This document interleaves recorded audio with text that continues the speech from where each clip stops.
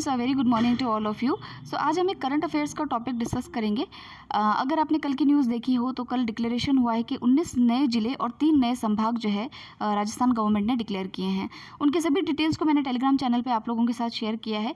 आज जो है हम यहाँ देखेंगे कि ये जो ज़िले बनाए गए हैं, जैसे कि आप देखिए कि अनूपगढ़ है, बालोतरा, ब्यावर, डीग, डीडवाना, ये सब ज़िले बनाने की घोषणा की है और 3 नए संभागों के रूप में बांसवाड़ा, पाली और सीकर को बनाने की घोषणा की है। तो ये जो चीज़ें जो एडमिनिस्ट्रेटिव चेंज अभी यहाँ पे किया गया है, उसकी क्या पूर्व शर्तें हैं, क्या टर्म्स एंड कंडीशन है जिसके आधार पर नए ज़िले बनते हैं, क्यों इसकी आवश्यकता है, क्या इसके बेनिफिट्स हो सकते हैं, क्या इसके चैलेंजेस हो सकते हैं। तो ये सारे जो डायमेंशंस इस एक चीज़ से निकल करके आते हैं, उसको हम एग्जाम पॉइंट ऑफ व्यू से यहाँ पर डिस्कस करेंगे, ताकि अगर आपसे करंट अफेयर्स में कोई क्वेश्चन पूछा जाता है या इंटरव्यू में अगर आपसे कोई क्वेश्चन एनकाउंटर किया जाता है तो आप उसको बहुत ही सहज तरीके से काउंटर कर सकें। तो वैसे ही कुछ पॉइंट्स मैंने यहाँ पर बनाने की कोशिश की है। तो चलिए स्टार्ट करते हैं। देखिए, अगर आप हमारे क्रोनोलॉजी के पुराने अगर व्यूअर हैं तो आपको पता होगा कि हमने मार्च में एक कमेटी पढ़ी थी जिसका नाम है राम लुभाया कमेटी। तो ये आईएएस ऑफिसर हैं, उनकी अध्यक्षता में गवर्नमेंट ने एक कमेटी बनाई थी जिनका कि काम था एक रिकमेंडेशन देना, कि नए जिलों का रिकमेंडेशन देना इस कमेटी का काम था। तो उसी के आधार पर जो है, और हाँ, इस कमेटी को जो है 6 महीने का एक्सटेंशन भी राजस्थान गवर्नमेंट ने उस टाइम पे दिया था। तो इसका कार्य यही था कि भाई नए ज़िले जो है वो किस प्रकार से बनाए जाने चाहिए, कौन कौन से एरियाज़ में जो है नए डिस्ट्रिक्ट्स का फॉर्मेशन होना चाहिए, ये सब रिकमेंडेशंस जो है इस समिति के द्वारा दिए गए थे। तो पहला क्वेश्चन तो आपके लिए यही फॉर्म होता है कि नए जिलों से संबंधित कौन सी कमेटी राजस्थान गवर्नमेंट के द्वारा गठित की गई थी। तो आप याद रखिएगा, राम लुभाया कमेटी जो है वो गठित की गई थी। अगर देखिए कि हम एक कंपैरिजन करें राजस्थान के पड़ोसी जो राज्य हैं उनसे और राजस्थान का कंपेयर करें, तो आप देखेंगे कि अगर आप हरियाणा की बात करें तो हरियाणा में प्रत्येक 9 लाख की जनसंख्या पर एक जिले का गठन किया गया है। छत्तीसगढ़ की बात करें तो प्रत्येक 13 लाख की जनसंख्या पर जो है एक जिले का गठन है। मध्य प्रदेश की बात करें तो 15 लाख पे एक जिले का गठन किया गया है। लेकिन यह वहीं अगर आप राजस्थान की बात करेंगे तो 24 लाख की जनसंख्या पर जो है एक जिले का गठन किया गया है। तो यहाँ पर देखिए कि कुछ लॉ एंड ऑर्डर के चैलेंजेस जो है आते देखने को मिलते हैं, क्योंकि जब पॉपुलेशन ज़्यादा हो, जिला मुख्यालय से दूरी ज़्यादा हो जाती है, तो एक्सेसिबिलिटी ऑफ जो है एडमिनिस्ट्रेशन वो उस पर्टिकुलर ज़िले में या पर्टिकुलर क्षेत्र के अंदर जो है वो कम देखने को मिलता है। तो अब देखते हैं कि कुछ टर्म्स एंड कंडीशंस भी होती हैं जिसके आधार पर जो है किसी ज़िले का गठन किया जाता है। वैसे अगर आप देखें तो 2008 में आपने देखा होगा कि प्रतापगढ़ लास्ट जो है वो ज़िला बना है, 33वां ज़िला। उसके बाद में तकरीबन 14 साल बाद में जो है नए ज़िलों की घोषणा जो है राजस्थान सरकार के द्वारा की गई है।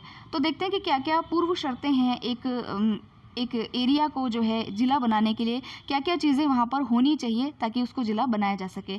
तो सबसे पहले देखिए कि जो वर्तमान ज़िला मुख्यालय से है उससे कम से कम 50 किलोमीटर की दूरी कम से कम जो है वो होनी चाहिए।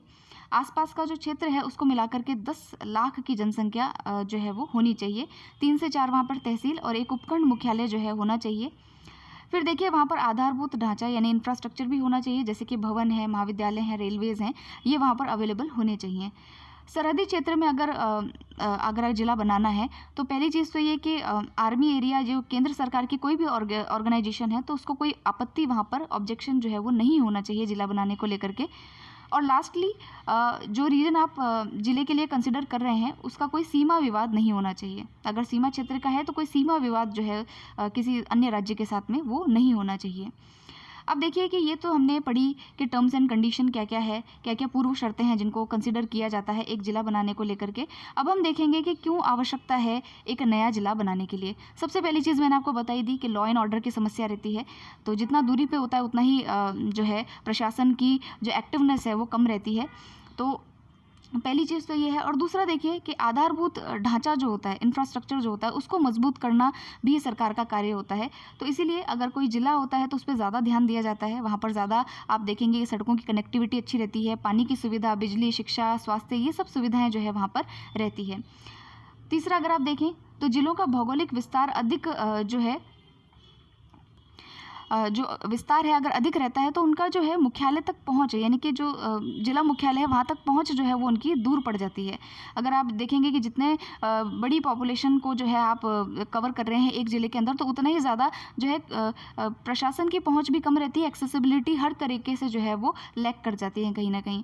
अगर आप योजनाओं की बात करें तो योजनाओं के क्रियान्वयन की जो निगरानी है उसमें भी जो है काफ़ी सारी प्रॉब्लम्स जो है वो देखने को मिलती है। और एक चीज़ इसमें एक और चीज़ ऐड ऑन कर सकते हैं कि देखिए कि आप देखते हैं कि सबसे ज़्यादा माइग्रेशन उस जगह से होता है जहाँ पर जो सुविधाएं हैं वो सबसे कम हो, तो उस रीजन से जो है माइग्रेशन भी सबसे ज़्यादा होगा और वो सबसे ज़्यादा लोग जो है बड़े शहरों की तरफ आते हैं अगर वहाँ पर इंफ्रास्ट्रक्चर की कमी हो। तो अगर नया ज़िला बनता है तो वहाँ पर देखिए सबसे ज़्यादा तो बात ये है कि डेवलपमेंट बहुत ज़्यादा होगा, प्रशासन बहुत अच्छे से कार्य कर पाएगा, सरकारी योजनाओं का लाभ लोगों को मिलेगा और माइग्रेशन जो है लोगों का वो कम होगा। अब देखिए कि यहाँ पर क्या क्या गठन करने के फ़ायदे हो सकते हैं।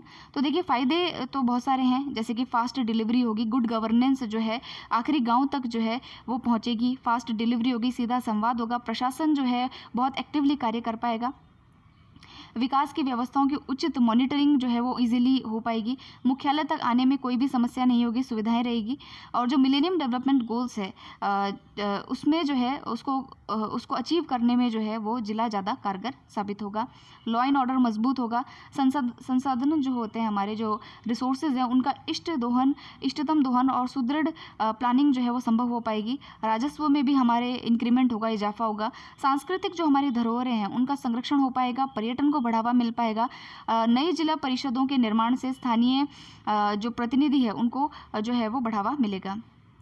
अब देख लेते हैं कि क्या क्या चुनौतियां हैं जो कि सामना, क्योंकि अच्छी अच्छी बातें तो सारी देख ली, कुछ प्रॉब्लम्स भी तो हो सकती है नए जिले बनाने को लेकर के। तो देखिए बहुत ही जनरल सी बातें हैं कि वित्तीय भार बढ़ता है, एडमिनिस्ट्रेटिव एक्सपेंसेस जो है वो गवर्नमेंट की इंक्रीज होते हैं, जनसंख्या घनत्व जहाँ कम है वहाँ अनावश्यक संसाधनों की खपत जो है वो होती है, राजनीतिक और जातिगत जो समीकरण हैं, ठीक है, उनको चुनौती मिलती है। देखिए उनकी चुनौती रहती है, मिलती क्या है, उनकी चुनौती रहती है। अगर आप देखेंगे अभी न्यूज़पेपर्स में यही चीज़ देखने को मिलेगी कि गवर्नमेंट ने ये जो है अपना वोट बैंक साधने के लिए जो है नए जिलों का गठन किया है। तो ये सारे पॉइंट्स जो है आपको वहाँ पॉलिटिकल जो रीजंस है वो आपको वहाँ देखने को मिलेंगे। फिर देखिए क्षेत्र विभाजन की समस्या अभी आ सकती है। क्षेत्रवाद वैसे भी आप जानते हैं कि हमारे यहाँ पे कई सारे वाद हैं, तो क्षेत्रवाद की भी एक समस्या है, तो वो भी यहाँ पर जो है वो बढ़ सकती है। तो ये कुछ चैलेंजेस हैं, हालांकि चैलेंजेस ज़्यादा हैं, मतलब खतरनाक हैं चैलेंजेस भी, लेकिन ये देखिए कि आवश्यकता जो है इनकी ज़्यादा अधिक है, क्योंकि देखिए पॉपुलेशन जब ज़्यादा होती है तो लॉ एंड ऑर्डर की समस्या हमेशा रहती ही है। तो इन सबको डील करने के लिए नए जिलों का गठन किया गया है।